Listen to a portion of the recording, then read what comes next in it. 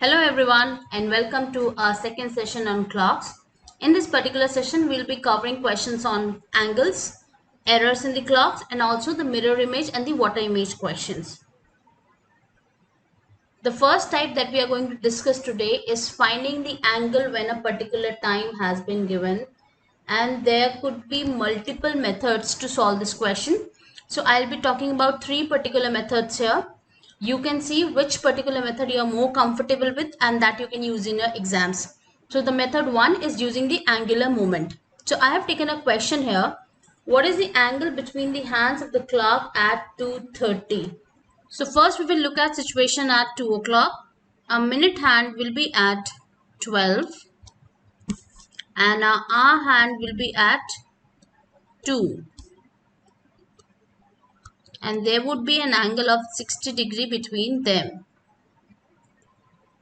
And we want to find the angle between the hands of the clock at 2:30. At 2 o'clock we know, at 2 o'clock, minute hand is 60° behind the hour hand. And from 2 to 2:30, the time elapsed is 30 minutes. And we know the individual speeds of the minute hand and the hour hand. We know in 30 minutes, the minute hand would have covered 30 into 6, that is 180°, because we know minute hand covers 6° per minute. And the hour hand would have covered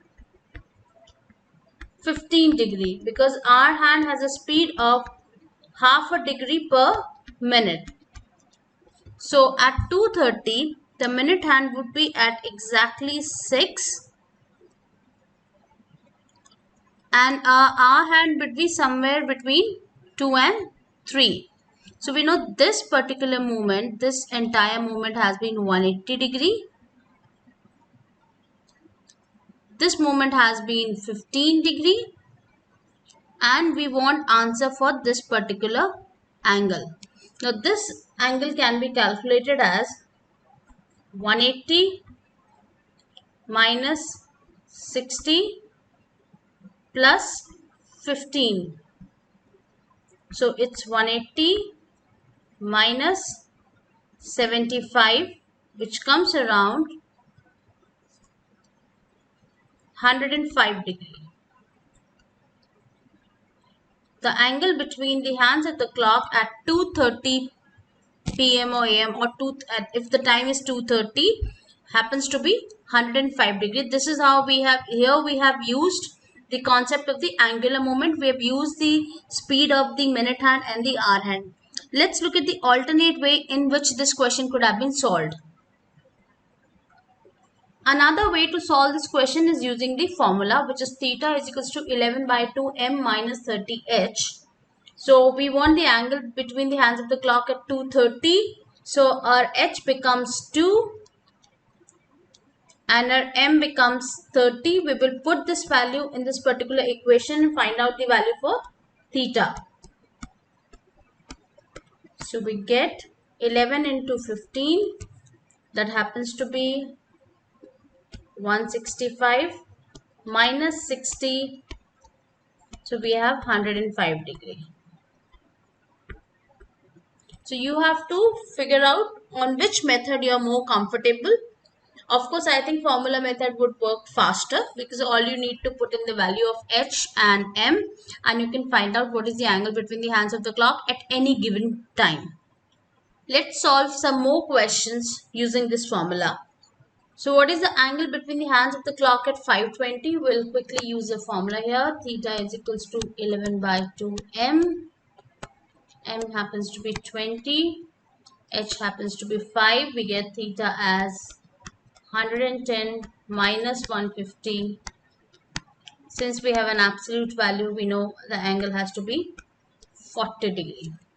Another question, what is the angle between the hands of the clock at 7:35? Again, using the concept.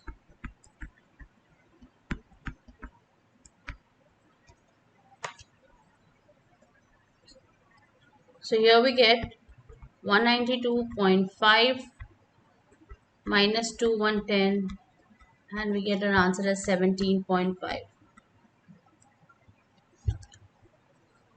So let's see, can there be a much faster way to do these questions? Yes, there is a faster way, which is something known as the ratio method. As you can see here, I have already marked the heading as the ratio method. Now, ratio method can be used in specific cases when you see that there is a specific ratio between the hour and the minute, and there are close to 5 to 6 variations for ratio method. Let's have a look at them. And if you remember these ratio method, your questions or your time required to solve these kind of questions in exam would be as low as 10 seconds. I'm not exaggerating, would be as low as 10 seconds or maybe 15 seconds, but not more than that, because all you are required to do is a simple multiplication or a simple division. Let's see the variations in the ratio method. Okay, the first trick that comes into the picture, if you see hour and minute are in the ratio 1:4, angle is minute into 2. As we have seen, I've just taken an example 5:20, and we have seen the angle between the hands of the clock at 5:20 came out to be 40 degree. Here if I see the ratio, it is 1:4, so my answer has to be 20 into 2, 40. Done. I don't have to even use the formula here. If the hour and the minute are in the ratio 1:5, then angle is equals to minute by 2. I've taken an example 7:35. We have seen angle came out to be 17.5. Here we can see hour and minute are in the ratio 1:5. So my angle has to be half of what the minute is. So 35 by 2 comes out to be 17.5 degree. And we have seen that we've got the same answer using the formula also. The same method is applicable if you see the hour and the minute are in the ratio 1:6. So let's say if the time is given to us is 6:36, we can see there is a ratio of 1:6. So theta has to be minute by 2, and we have our answer with us. So boys and girls, this is the fastest way to solve these questions when you can see that your hour and minute are following the certain ratio.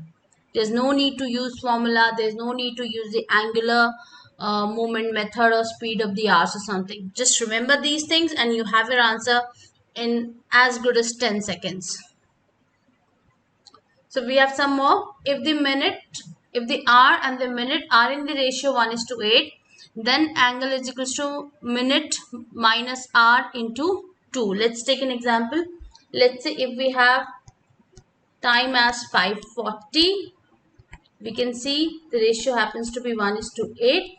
In that case, angle is going to be 40 minus 5 into 2. So that comes out to be 35 into 2, and that's 70 degree.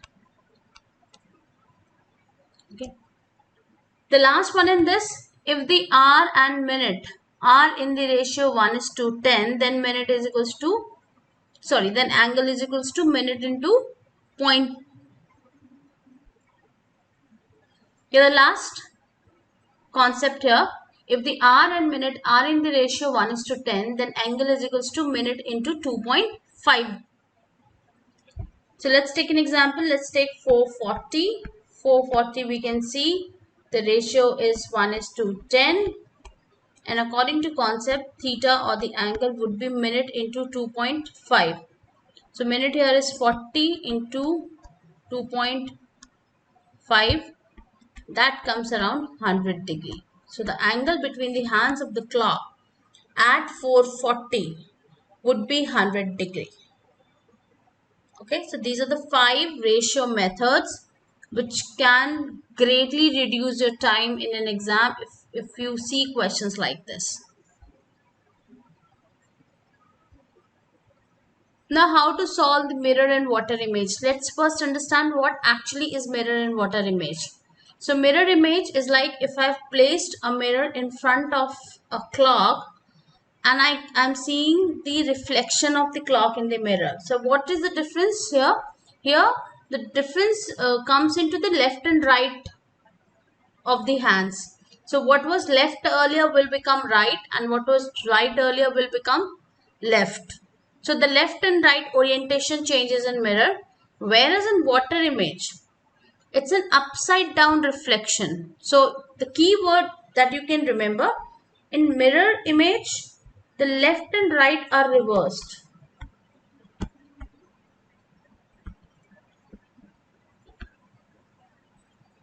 Whereas in water image, it's the up and down reversal.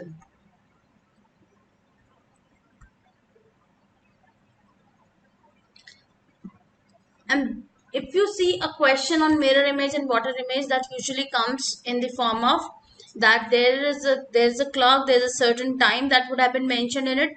What is going to be the time in its mirror image? So we have direct formulas here, no need to put a mind for going for a detailed solution.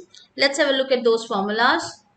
So for mirror image time, the mirror image time can be given by 1160 minus given time in the clock. So let's say it's being mentioned, let's say we have a question that there's a clock, the time in the clock is 9:25 and we are looking at its mirror reflection. So what's going to be the time in the mirror reflection? Simply what we will do, 1160 minus 9:25. So our answer would be 2:35. So if the actual clock shows 9:25, the reflection of it or the mirror image of it will show 2:35. That's it. For water image time can be derived by 1830 minus given time in the clock. Let's take the same time, 9:25. So for water image time would be 1830 minus 9:25, that happens to be 9:05. So if a clock shows 9:25 and then we look at its water image, then the time that is reflected in the water image would be 9:05. I hope these two concepts and formulas are clear to you. Moving on towards the questions where there is some error in the clock.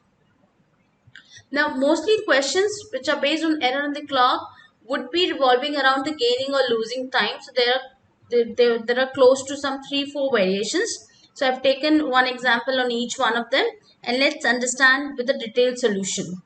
So we have the first question here. A clock is 10 minutes slow at 12 noon Monday and it is 5 minutes fast at 6 p.m. Tuesday.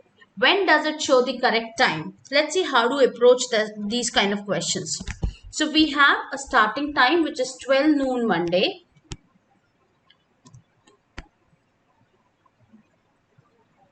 And at that particular time, this clock is 10 minutes slow.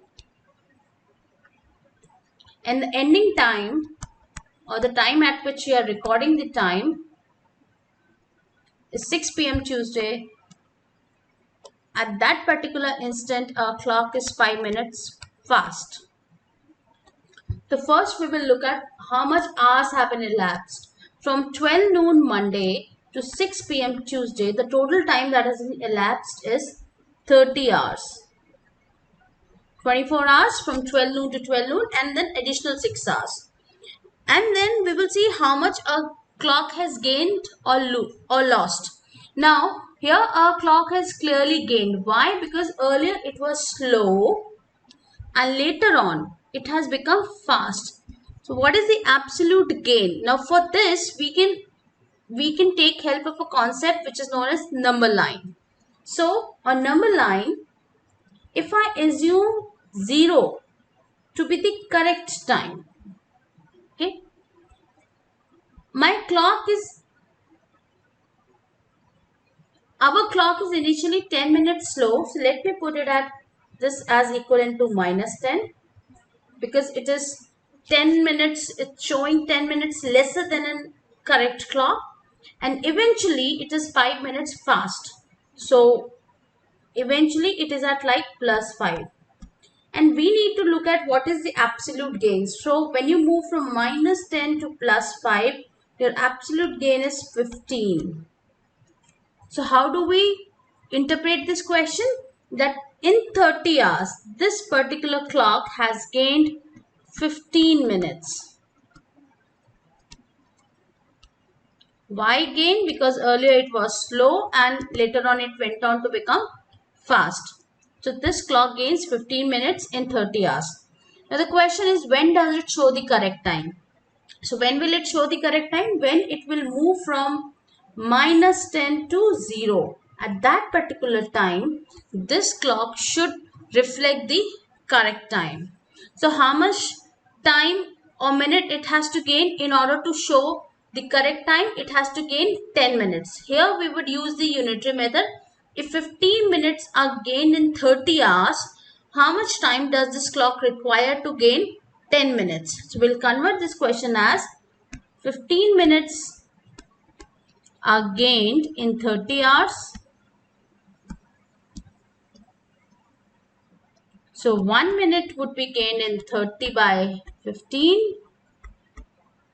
So to show the correct time, this particular clock has to gain 10 minutes, which can be done in 20 hours. Now from where I have to calculate this 20 hours? From the beginning time, from the initial time. So 12 noon Monday, and if I count 20 hours ahead of it, my answer comes around 8 a.m. Tuesday. So it is at 8 a.m. on Tuesday that this particular clock will show the correct time. This is how we approach these kind of questions. You can find questions on the reverse data also, that a clock was initially fast, later on it went on to become slow. In that case, we will say the clock has lost time. Let's have a look at another variation. A clock gains 5 seconds in 3 minutes and it was set right at 8 a.m. What time will it show at 10 p.m. on the same day? Okay, so let's see how these kind of questions are being approached. So here we can say that this particular clock in 3 minutes, it is gaining 5 seconds. So in an hour which happens to be 60 minutes, this clock will gain 100 seconds. Okay. Now the question shares a data with us that the clock was set right at 8 a.m. and it is being asked that when the correct time is 10 p.m. Here we are talking about a correct clock, and let's say we have talking about an incorrect clock that we have. So at 8 a.m. both were showing 8 a.m. So when the correct clock is showing 10 p.m., what should be the time in this incorrect clock? That is the question. Okay. Now from 8 a.m. to 10 p.m., how much time has been elapsed? Let's have a look at that. From 8 a.m. to 10 p.m. and we are talking about the same day, we see there are like 14 hours have gone by. We know this incorrect clock gains 100 seconds in 1 hour.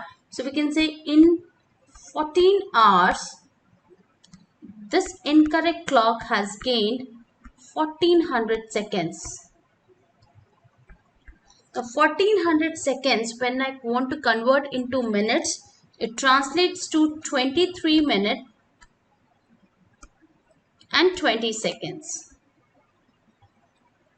So that means in 14 hours of incorrect clock, this incorrect clock has moved ahead by 23 minutes and 20 seconds.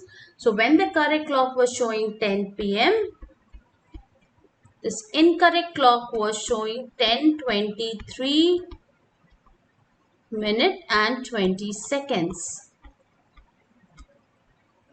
This is how we have to approach these kind of questions. So answer has to be 10, 23, 20. This is another variation to that, or another variation to these kind of questions, which I'm going to take up next. A clock is set right at 8 a.m. The clock gains 10 minutes in 24 hours. What will be the true time? What will be the true time when the clock indicates 1 p.m. on the following day? Let's understand what this question is saying. So we have a correct clock. Let's use that as a benchmark, and then we have an incorrect clock. Both are showing the same time at 8 a.m. because the incorrect clock also has been set right at 8 a.m. Now this question is slightly different from the previous one, because here we can say what will be the true time. Here we are supposed to find the correct time when this particular clock indicates 1 p.m. on the following day. Okay, so now my incorrect clock is indicating 1 p.m. and we are being asked what should be the true time at that particular point of time. Okay, so how do we approach these kind of questions? Now here this data would come in really handy. This clock gains 10 minutes in 24 hours. So what I can say that 24 hours and 10 minutes of the incorrect clock are equivalent to 24 hours of a correct clock. Why? Because when the correct clock, or when an ideal clock is covering 24 hours, this incorrect clock is gaining 10 minutes. That means it's covering 24 hours and 10 minutes in those 24 hours.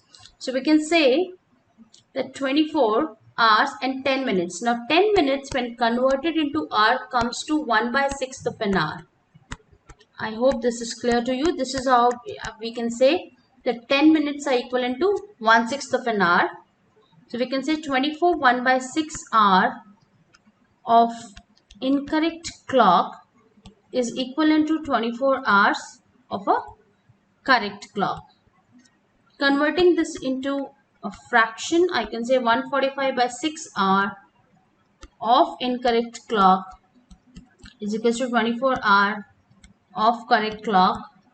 So we can say here 1 hour of incorrect clock is equal to 24 into 6 by 145 hours of a correct clock.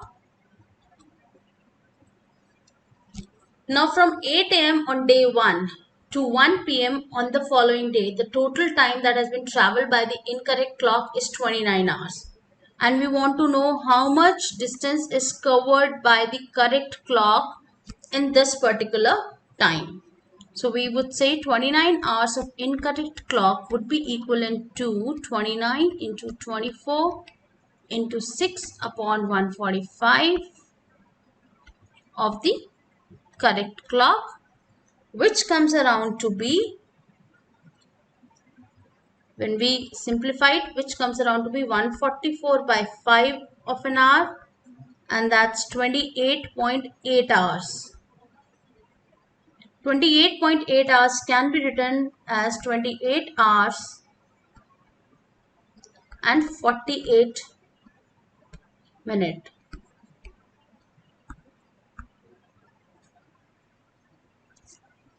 Okay, so when this incorrect clock was showing 1 p.m. on the following day, the correct time would have been 48 minutes past 12, because a correct clock has only traveled 28 hours and 48 minutes in that particular duration.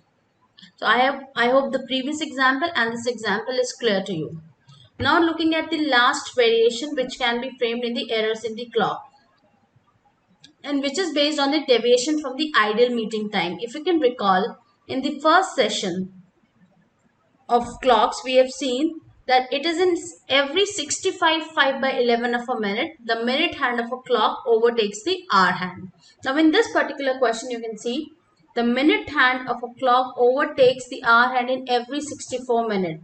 So this is the deviation from the ideal time. Our ideal time is 65 5 by 11. So question is, how much in a day the clock gains or loses? First thing to determine here whether the clock is gaining or losing. Definitely this clock is gaining because the work which is supposed to be done in 65 5 by 11 of a minute, this particular clock is getting that job done in 64 minutes. So it's saving time. How much time is being saved? 65 5 by 11 minus 64. So 1 5 by 11, or I can say 16 by 11 minute is being saved. Now how do they solve these questions? Usual language is how much in a day the clock gains or loses. So we would say in every 64 minute,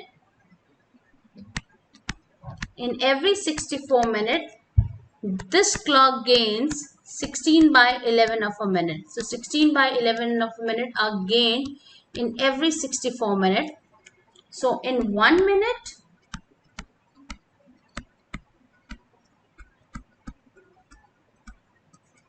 this much time is gained. The question is about a day. A day would mean 24 hours and 24 hours would mean 24 into 60 minutes. So how much time is gained in 24 into 60 minutes? Can be calculated as, this comes around 360 by 11, and when we convert this into mixed fraction, it comes out to be 32 8 by 11. So we would say in a day this particular clock gains 32 8 by 11 minute.